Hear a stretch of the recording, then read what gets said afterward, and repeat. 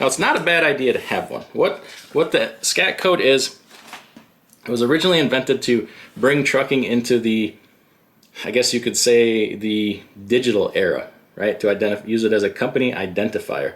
Not that we don't have already enough identifying unique numbers, but customers will use your SCAC code in EDI transactions. Some use them for payment systems.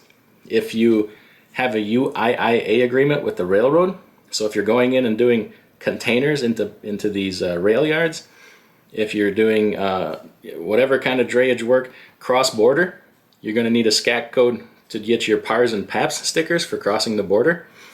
A lot of government agencies need it, so if you ever want to haul for, say, FEMA or get a government contract, you're going to need a SCAC code.